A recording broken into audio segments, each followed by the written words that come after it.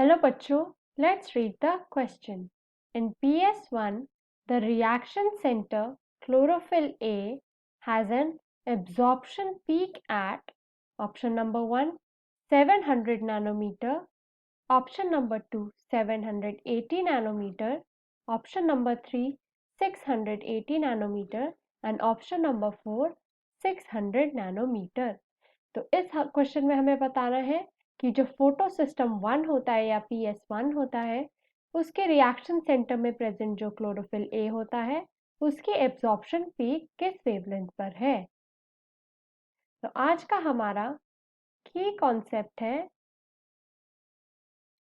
PS1।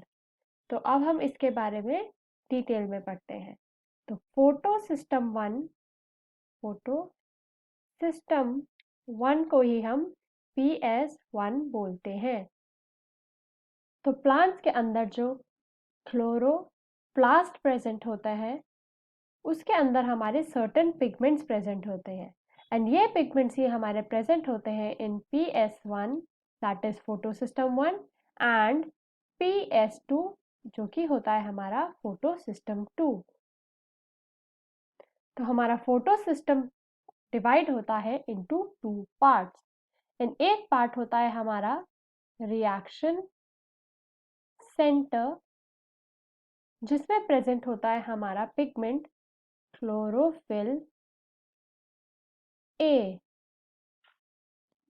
And ये reaction centre में present जो पिगमेंट होता है वो एब्जॉर्ब करता है हमारा solar radiation in mainly blue and red light and ये फिर हमारा डायरेक्टली पार्ट लेता है इन फोटोसिंथेसिस। तो इसी वजह से हम क्लोरोफिल ए को बोलते हैं प्राइमरी पिगमेंट और चीफ पिगमेंट। सेकेंड पार्ट हमारा फोटो सिस्टम का होता है लाइट हार्वेस्टिंग कॉम्प्लेक्स। तो लाइट हार्वेस्टिंग कॉम्प्लेक्स जो होता है उसमें प्रेजेंट होता है हमारे एक्सेसरी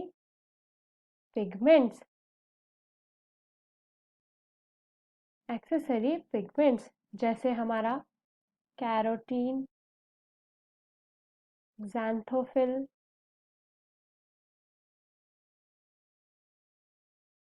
क्लोरोफिल बी एक्सेट्रा। तो ये हमारे पिगमेंट्स एब्जॉर्ब करते हैं light of different spectrums like yellow light और ऑरेंज, ग्रीन एक्सेट्रा। तो होता ये है हमारे एक्सेसरी पिगमेंट्स डायरेक्टली पार्ट नहीं लेते फोटोसिंथेसिस में, इंस्टेड ये डिफरेंट स्पेक्ट्रम्स की सोलर रेडिएशन को एब्जॉर्ब करके पास ऑन कर देते हैं टू क्लोरोफिल ए। तो हमारा जो PS1 या फोटो सिस्टम 1 होता है एंड PS2 जो फोटो सिस्टम 2 होता है दोनों में हमारा क्लोरोफिल ए प्रेजेंट होता है at the reaction centre each. अब इन दोनों क्लोरोफिल के हमारे एब्जॉर्प्शन पीक डिफरेंट होते हैं। तो जो हमारा PS1 या फोटो सिस्टम 1 है उसका एब्जॉर्प्शन पीक होता है एट 700 नैनोमीटर, जबकि हमारा जो PS2 है उसका एब्जॉर्प्शन पीक होता है eight 680 nanometer. So, in PS1, the reaction center chlorophyll A has an absorption peak at 700 nanometer. So, option A is the correct answer. I hope you understood the question well. Best of luck.